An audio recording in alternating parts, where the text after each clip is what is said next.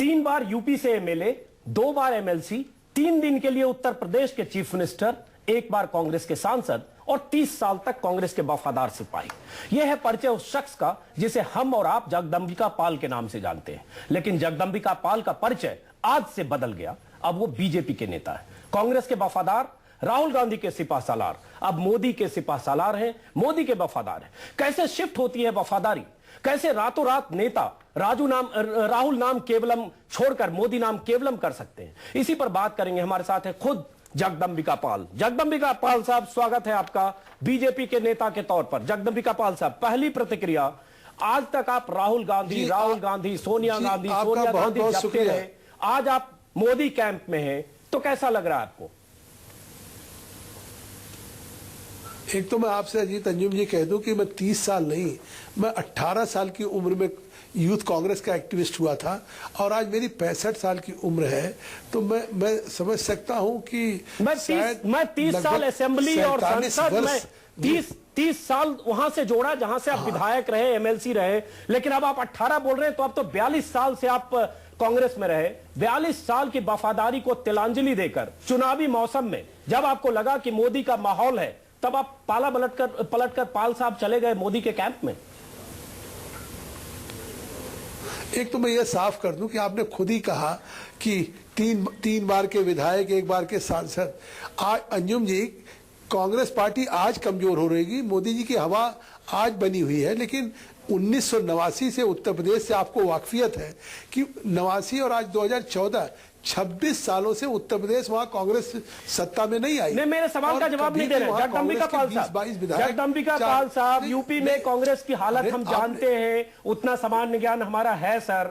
मैं आपसे ये पूछ रहा हूं कि आप पाला बदले 42 साल की वफादारी, कैसे आज मोदी के वफादार आप हो गए, जरा समझना चाहेंगे। नेता कैसे अपनी वफादारी, लॉयल्टी रातों रात चेंज कर देते हैं चुनावी फायदे के लिए? पाल साहब, तो मैं वही, जब आपने कहा कि चुनावी फायदे के लिए कर रहे हैं, तो मैं उसी बात को अर्ज करना चाहता हूं कि अगर चुनावी फायदे के लिए मुझे करना होता तो मैं 1989 से 2014 में उत्तर प्रदेश में सपा बसपा में रोज चुनाव के समय लोग जाते हैं और जीत करके मंत्री बन जाते हैं। तो कौन सा दिव्य ज्ञान प्राप्त हुआ जगदंबिका पाल साहब? कौन सा दिव्य ज्ञान प्राप्त हुआ आपको जगदंबिका पाल साहब? कौन सा दिव्य ज्ञान प्राप्त हुआ कि आप ऐसे समय में जब चुनाव की घोषणा हो चुकी है, आप बीजेपी के कैंप में शामिल हुए? ये दिव्य ज्ञान कहां से हुआ कि हम मोदी के कैंप में मोदी के साथ चले?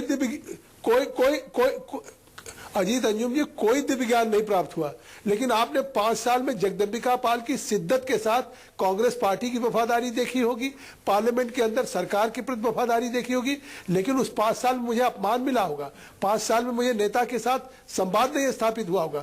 जो मेरी मान्यता है, शायद तो ये सब आप चुनाव के समय जगदंबिका पाल, जो एक मीडिया कमेटी में था जिसमें मैं जगदंबिका पाल, मेरी बात सुन लीजिए, अब मेरी बात सुन लीजिए। मैं जिस पार्टी को डिफेंड करता था मीडिया में एक पैनलिस्ट की तरह से, उससे भी मुझे हटा दिया गया।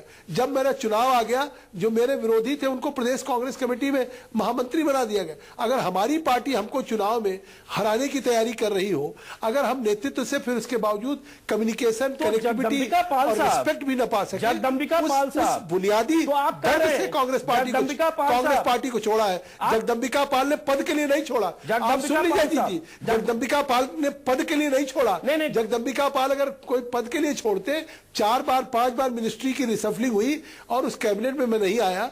मेरे सामने, मैं जब प्रदेश कांग्रेस कमेटी का अध्यक्ष था, आदित्य जैन जी मेरे शहर कांग्रेस कमेटी के अध्यक्ष। तो आप साफ कह चुके हैं पाल साहब, आपकी बात से लग रहा है जगदंबिका पाल, राजनीति कर दे। आपकी बात से यह साफ हो गया कि आपको केंद्र में मंत्री नहीं बनाया गया, आपको पार्टी में तवज्जो नहीं मिली, इन वजहों से पार्टी छोड़कर जा रहे हैं, क्योंकि यह सब आपको उम्मीद दिख रही है कि नरेंद्र मोदी और बीजेपी के साथ जाने से मिल सकता है आपको। नहीं, ऐसा देखिए, जो लगातार 30 वर्षों से विपक्ष की भूमिका किया हो, उसके लिए अजीत जी मैं आपसे गुजारिश कर दूं कि पद की बात मत करिए। अगर 30 वर्षों में मंत्री बनने की बात हो, तो पद की बात न करें तो क्या आप सेवा भाव जागृत हो गया आप में सेवा भाव जागृत हो गया कि मोदी के साथ, बीजेपी के साथ जाकर सेवा करेंगे, वही एक सेवा की जगह है? नहीं, सेवा तो मैं कांग्रेस के साथ भी जनता की कर रहा हूं, मोदी जी के साथ भी करूंगा। सेवा तो मुझे देश सेवा करना, ऐसा नहीं कि कांग्रेस पार्टी में रखे कोई सांसद और विधायक सेवा करता है, दूसरी पार्टी भाजपा से जो सांसद हो जाएगा, विधायक हो जाएगा, वो देश के प्रति अन्याय करता है, वो सेवा करता ही नहीं। बिल्कुल सही कह रहे हैं, लेकिन पाल साहब ये परिभाषा हो कि केवल कांग्रेस में रह के अगर सेवा हो सकती तो मैं समझता हूँ ये मुनासिब नहीं होगा। नहीं, ये तो आप लोग कहते रहे, ये तो आप लोग कहते रहे पाल साहब, लेकिन जिस ढंग से आपने पाला बदला, आपका नाम भी पाल है, पाल साहब, जिस ढंग से आपने पाला बदला है, इसको राजनीतिक शब्दावली में अवसरवादी कहते हैं, मौका परस्त कहते हैं, और एक तरह से कहें दल बदलू कहते हैं। ये तीनों विशेषण आज से आप पर चस्पा है। ये तो आप कह सकते हैं, आपकी अभिव्यक्ति की स्वतंत्रता है, और आप तीन के बजाय और कुछ भी चाहे तो आप लगा सकते हैं, उसका मैं स्वागत करूंगा। लेकिन मेरा किरदार, मैं समझता हूं कि आज मैंने क्षेत्र की जनता से रायशुमारी की, और जिसको आप रिप्रेजेंट करते हैं क्षेत्र के, मैं फक्र से कह रहा हूं, हजारों अखिलियत के लोगों ने कहा कि जगदंबिका पाल जी हम आपके साथ हैं, हम जानते हैं आपका किरदार। और जगदंबिका पाल जी, आप जहां, अगर आज आप सेकुलरिज्म और कम्युनिज्म की बात कर रहे हैं तो आप देखिएगा, अभी जगदंबिका पाल आज यहाँ है, इसके बावजूद भी मेरी कार्यशैली देखेंगे, मेरा किरदार देखेंगे। आपका किरदार की बात कर रहे हैं जगदंबिका पाल जी, और आप अपने किरदार की बात कर रहे हैं पाल साहब। आपके किरदार को जरा दर्शकों को समझाता हूं। 19 अगस्त 2013 का आपका बयान है, मोदी को समझ आ गया है कि सेकुलर छवि के बिना उन्हें देश कभी स्वीकार नहीं करेगा, इसलिए वो इस तरह की बातें कर रहे हैं। लेकिन जो मोदी टोपी नहीं पहन सकता, जो दंगों के लिए माफी नहीं मांग सकता, वो वोट कैसे मांग रहा है? ये बयान नंबर 1 है। ऐसे 4-5 बयान है। 8 जुलाई 2013 को आपका बयान है कि मोदी को समझ में आ गया है कि ये देश मोदी नहीं चला सकते। उसके बाद आपका एक बयान है, उसके पहले 13 अप्रैल 2013 को कांग्रेस के नेता जगदंबिका पाल का बयान है, जिसमें उन्होंने फिर उसी तरह की बात कही है कि नरेंद्र मोदी को लेकर एनडीए में टूट हो सकती है। उसके अलावा अगस्त 2012 का बयान है, जिसमें आपने कहा है कि नरेंद्र मोदी सरकार अपना दायित्व नहीं निभाई और सीधे सीधे कटघरे में खड़ा करते हैं हम उसको, मोदी सरकार को, और मोदी को इस्तीफा दे देना चाहिए। ये बयानों की झड़ी है पाल साहब। आज उसी मोदी के साथ हैं और आप ऐसी बात कर रहे हैं जैसे आपको ज्ञान प्राप्त हुआ और सेवा के लिए सही प्लेटफॉर्म मिल गया। नहीं, कोई अजीत अंजुम जी, अरे जवाब दे लीजिए। कोई मुझे ज्ञान नहीं प्राप्त हो रहा, बार बार आप ज्ञान प्राप्त हो रहा है, आप ये कह रहे हैं ज्ञान आप प्राप्त कर लीजिए। मैं समझता हूं कि कोई देश कानून से ऊपर नहीं है, न्यायपालिका से ऊपर नहीं है। अगर गुजरात के लिए उनके ऊपर आरोप लगे और सुप्रीम कोर्ट ने अपनी निगरानी में एसआईटी गठन किया, उस एसआईटी ने थारो जांच किया और उसके बाद उसने सुप्रीम कोर्ट को रिपोर्ट सबमिट की।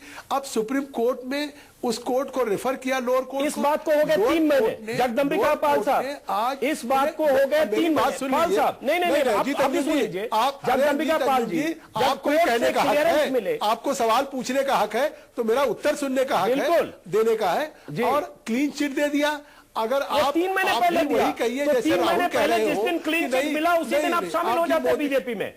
3 महीने पहले उन्हें क्लीन चिट मिली, 3 महीने बाद आप चुनाव की घोषणा के बाद आप कोई जरूरी है। और डुमरियागंज से बीजेपी का टिकट भी आपको मिलने जा रहा है। जाहिर है ये डील हो चुकी है, ये तो मेरा फैसला में गए। ये अरे भाई, ये डील क्या है? मैं कांग्रेस पार्टी से भी जीतता जीत अंजुम जी, आप पता कर लीजिए। अगर 5 लोग कांग्रेस में जीतते तो शायद उसमें से मैं एक होता। अगर ये नहीं कि मैं बीजेपी में आ गया, बीजेपी में बहुत लोग आ रहे हैं सांसद जिनको बीजेपी नहीं ले रही है, तो ये मत समझिए कि कोई डील हो गई है। आप खुश हैं कि बहुत सारे लोगों को बीजेपी नहीं ले रही है? 2009 में भी चुनाव जीते थे और 2014 में जगदंबिका पाल जीतेंगे और जगदंबिका पाल कांग्रेस से भी जीतते, सवाल ये नहीं है। लेकिन क्या क्लीन चिट देने के बाद अजीत अंजुम जी, जो राहुल गांधी कहें कि वो गुनहगार हैं, अगर आप भी कह लीजिए, तो फिर तो लगता है कि कोई जो रूल ऑफ लॉ या जो लॉ ऑफ द लैंड वो उससे ऊपर कोई हो। अच्छा, चलिए मान लिया आपकी बात पाल साहब, मान लिया आपकी बात पाल साहब, मान लिया आपकी बात। लेकिन पाल साहब मेरा जवाब दे रहे, 1 मिनट पाल साहब। 3 महीने पहले उन्हें क्लीन चिट मिली अदालत से, तो आप 3 महीने पहले बीजेपी में शामिल होते, या तो आप 3 महीने से कांग्रेस में भी बीजेपी के दिल से बीजेपी के हो चुके थे और 3 महीने से यहां थे। जिस दिन आपका दिल को एक डील मिला या आपको एक अपेक्षित ढंग से आपको जो भी डुमरियागंज से टिकट और मुफीद मौका मिला, उस दिन आप बीजेपी में गए, वरना 3 महीने पहले चले जाते। बिल्कुल आप नहीं कि हम 3 महीने पहले चले जाते। ये फैसला अजीत अंजुम जी केवल बीजेपी में जाने का या टिकट का नहीं है कि आप ये 3 महीने का, और ये फैसला तो हमें करना था। अगर हमारे कांग्रेस पार्टी में जो बात मैंने कही कि मैंने कांग्रेस पार्टी क्यों छोड़ी, हमारे जैसे लीडर के साथ अगर कनेक्टिविटी, कम्युनिकेशन और संवाद अपने नेतृत्व के साथ नहीं हो रहा था, तो अजीत अंजुम जी मैं समझता हूं कि हम पब्लिक लाइफ में, डेमोक्रेटिक सिस्टम में तो इसके लिए कौन जिम्मेदार है? जगदम्बिका पाल इंटरैक्शन न कर सके कोई हाँ। एक सवाल और बताइए जगदम्बिका पाल जी, मैं जरा समझना चाहूंगा। एक मिनट पाल साहब, ये बात एक मिनट पाल साहब, एक मिनट समझ लीजिए, पाल साहब समझा दूं अजीत अंजुम जी, अजीत अंजुम जी, हमारी पार्टी में बहुत से सांसद हैं जिनसे आपको जानकारी, आपसे इंटरेक्शन होता रहता है। आप उनसे जरा पर्सनल पूछ लीजिए कि उनकी भी कितनी मुलाकात अपने लीडर के साथ हो पाती है, कितनी एक्सेसिबिलिटी है।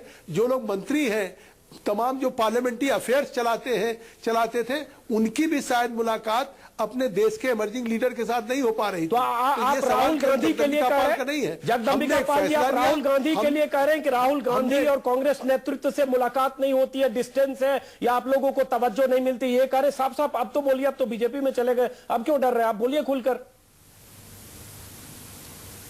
नहीं, क्या मैं पहले डर रहा था क्या? मैं अगर मैं डर नहीं रहे थे तो क्या, जिस जुबान में आज आप कह रहे हैं कांग्रेस नेतृत्व से संवाद नहीं होता है, ये 1 महीने 2 महीने पहले यही डिबेट कर रहे थे क्या? आप चैनल पर बीजेपी के प्रवक्ता के जुबान में आपने 50 बार हमारे चैनल पर डिबेट किया है। अजीत अंजुम जी, अजीत अंजुम जी, जगदम्बिका पाल ने ये पहले दिन जब पार्टी छोड़ी, उस दिन भी यही बुनियादी सवाल उठाए थे। जगदम्बिका पाल जैसा एक व्यक्ति होगा, पार्टी छोड़ने के बाद, 30 साल की पत्रकारिता में, कि छोड़ने के बाद भी मैंने कोई ऐसे आरोप नहीं लगाए हैं, मैंने कोई ऐसे बिलो द बेल्ट हिट नहीं किया। अच्छा, आपके लिए सलमान खुर्शीद ने ये क्यों कहा? जगदम्बिका पाल, समझता हूँ मिसाल होगी। सलमान खुर्शीद ने ये क्यों कहा कि जहां पर होगा हरियाणा में विनोद शर्मा जी, अभी पार्टी खुर्शीद ने ये क्यों कहा? पार्टी भ्रष्ट दिखाई पड़ने लगती है। जगदम्बिका पाल, आपके लिए सलमान खुर्शीद ने ये क्यों कहा जहां पर होगा माल वहां होंगे जगदम्बिका पाल? इसका जवाब तो सलमान खुर्शीद साहब दे सकते हैं कि ये मुहावरा क्यों कहा। इस जवाब में ये तो उन्होंने एक मुहावरा कह दिया। मेरे ऊपर तो जीवन में कोई आरोप नहीं लगा है अजीत अंजुम जी, लेकिन मैं आपसे गुजारिश करूंगा कि जैसे मुझसे 1 to 1 कर रहे हैं, सलमान खुर्शीद साहब से भी 1 to 1 कर लीजिए और कहिए पाल साहब ने कहा कि जो 22 जिलों में जिसके चेयरमैन आप, जिस एनजीओ के ट्रस्ट के हैं आप, और उसकी जो सेक्रेटरी और डायरेक्टर आपकी वाइफ है, उसमें 82 लाख रुपया एनजीओ के जो विकलांगों के सामान थे, फर्जी हस्ताक्षरों से जो विकलांग अधिकारी बीडीओज के हैं उससे निकाले गए, जिसका प्रूफ अजीत अंजुम जी मैं आपको भेज दूंगा, तब 1 to 1 करिएगा। जब सलमान खुर्शीद होंगे जरूर सवाल पूछेंगे पाल साहब। भारत सरकार ने पूरा सुन लीजिए भाई, समाज कल्याण अधिकारिता मंत्रालय को, तो वो जो खुद चोर हो, वो दूसरे को अगर आरोपित कर रहा हो, तो मैं समझता हूं मेरे खिलाफ कोई तथ्यात्मक लाएंगे, मैं सार्वजनिक जीवन से अलग हो जाऊंगा। लेकिन मैं तो उनको तथ्यों के साथ कह रहा हूं, और वो तथ्य जब कहिएगा मैं आपको, चलिए ठीक है, सलमान खुर्शीद जब होंगे तो हम उनसे पूछेंगे। फरखाबाद में जाके विकलांगों ने कम्युनिकेट हो गई, फरखाबाद में जाके विकलांगों ने उनके खिलाफ प्रदर्शन किया। समझ गया, आपकी बात कम्युनिकेट हो गया। नहीं तो इसका मतलब है वो मोदी जी को नपुंसक कह रहे हैं, तो अब उनके मुहावरे सर्टिफिकेट हो जाए। अब वो अगर मोदी जी को नपुंसक कह दे, हमको कह दे माल है, और इसी तरीके से जैसे लंदन में जाके इलेक्शन कमेटी को आरोपित कर दे, जुडिशरी को आरोपित कर दे, तो अब ये भारत के विदेश मंत्री हैं, जिनको बोलना नहीं आता है, जो कॉन्स्टिट्यूशनल बॉडी पे भी आरोपित करते हैं। ये तो कांग्रेस के नेतृत्व से पूछो, कांग्रेस के नेतृत्व से पूछिए, ऐसे मंत्री बनाए गए हैं जिनको संविधान की मर्यादा नहीं है। बिल्कुल जगदम्बिका पाल साहब, वक्त कम है, चूंकि आज आपने पाला बदला है, ये आरोप आप पर लग रहे हैं। मैं ये जानना चाहूंगा, जब आज तक आप कहते रहे कि मोदी टोपी नहीं पहन सकता, दंगों के लिए माफी नहीं मांग सकता, वो वोट कैसे मांग रहा है, मोदी को देश कभी स्वीकार नहीं करेगा, ये कहने वाला जगदम्बिका पाल आज के बाद से कैसे मोदी की शान में कसी? इसका भी जवाब है भाई, जब आज उन्होंने इसलिए कि दंगों के लिए माफी इसलिए नहीं मांगी उन्होंने कि आज उनको कोर्ट ने क्लीन चिट दे दी, तो इससे साफ है कि दंगों में जो आज लगातार उनकी भूमिका को लेकर के हम सवाल उठाते रहे हो या और लोग सवाल उठाते रहे हो, अब कम से कम न्यायपालिका के मोदी कितने अच्छे नेता है? चलिए मोदी की वक्त कम है, मोदी की 3 खूबियां बताइए जगदंबिका पाल साहब। मोदी की खामियां तो आप लोग कई सालों से टेलीविजन कैमरों पर बोलते रहे, आज आपके मुंह से सुनते हैं, पाला बदलने वाले जगदंबिका पाल के मुंह से। मोदी की 3 खूबियां। पहली खूबी तो अजीत अंजुम जी ये है कि जब पटना की रैली में वो गए हैं और एयरपोर्ट पे उतरे हैं और उनकी उस पब्लिक मीटिंग में बम विस्फोट हुआ, दुर्भाग्यपूर्ण घटना, एक के बाद एक। अधिकारियों ने कहा मत जाइए, शायद नहीं जाते तो उस दिन शायद जो दंगा होता इतिहास माफ नहीं करता। चलिए 20 सेकंड है, 2 खूबियां 20 सेकंड में पाल साहब गया, अगले 20 सेकंड में एक खूबी और बता सभा का और लोगों से यह कहा कि आप घर जाइएगा, शांतपूर्वक जाइएगा। 4 बार उन्होंने कमिट कराया कि घर जाइएगा, शांतपूर्वक जाइएगा। जगदंबिका पाल साहब सुन लिया, एक खूबी हो गई। जो परिचय होता है उन्होंने पटना 2 खूबी और 20 सेकंड पाल साहब। दूसरी बात अब जी 20 सेकंड में 2 खूबियां। वो उनका पूरा जीवन विकास के लिए समर्पित है, जिसके नाते गुजरात ने आज गुजरात जो विकास का मॉडल रोड बना है, सर पूरा जीवन विकास के लिए समर्पित है। तब ये एसआईटी और कोर्ट के क्लीन चिट का मुलम्मा जो दे रहे हैं आप, तो इसका मतलब 12 साल का पहले के विकास को भी आप इंडोर्स कर रहे हैं। तो ये विकास को समर्पित पूरा जीवन, इसका भी एहसास एसआईटी और कोर्ट से क्लीन चिट मिलने के बाद आपको हो गया? ऐसा तो है नहीं एसआईटी और कोर्ट ने विकास को भी इंडोर्स किया है। नहीं क्यों नहीं, आज आपको लगता है कोर्ट ने कहा है कि विकास पुरुष है मोदी? भारत में विकास, एसआईटी ने इसकी भी जांच की थी क्या? नहीं, कोर्ट ने नहीं कहा, मैं कह रहा हूं। अच्छा, नहीं क्यों, मैं कह रहा हूं गुजरात की जनता कह रही, देश की जनता कहेगी। अजीत अंजुम जी फिर 1 to 1 करेंगे जब लोकसभा का चुनाव परिणाम आ जाएगा। 10 सेकंड आखिरी खूबी मैं समझ गया। आखिरी खूबी 47%। आखिरी खूबी 10 सेकंड मेरे पास है। आखिरी खूबी, तीसरी खूबी नरेंद्र मोदी की। तीसरी खूबी उनमें है कि एक साधारण आदमी की तरह से आज वो देश की जनता को एक सूत्र में जोड़ने में कामयाब हो रहे हैं और कम से कम पूरे देश में उनकी जो स्वीकारोक्ति बन रही प्रजातंत्र में, आज सबसे बड़ा फैसला जनता के हाथ में होता, न जगदंबिका पाल के हाथ में, न अजीत अंजुम के हाथ में। शुक्रिया जगदंबिका पाल साहब, शुक्रिया जगदंबिका पाल साहब। जैसा कि कहा जगदंबिका पाल 42 साल तक कांग्रेस में रहे, 30 साल तक सक्रिय राजनीति में, 3 बार एमएलए, 2 बार एमएलसी, 3 दिन के लिए मुख्यमंत्री और 1 बार सांसद। वो जगदंबिका पाल पाला बदलकर आज जब मोदी के कैंप में गए, बीजेपी के कैंप में, तो आपने सुना मोदी की खूबियां उन्हें नजर आ रही है, विकास पुरुष नजर आ रहे हैं। जिंदगी भर को एनालाइज कर दिया 3 शब्दों में, 3 खूबियों के शक्ल में। पाल साहब आपका स्वागत है और इसी के साथ शुक्रिया भी। और बहुत सारे ऐसे नेता आने वाले दिनों में आपको आएंगे, जब आएंगे रातों रात उन्हें ज्ञान प्राप्त होगा। मोदी के पक्ष में आएंगे, मोदी की खूबियां दिखेगी, कांग्रेस में आएंगे, राहुल गांधी का गुणगान करेंगे। यही हमारी भारतीय राजनीति है और यही सियासी चेहरा है।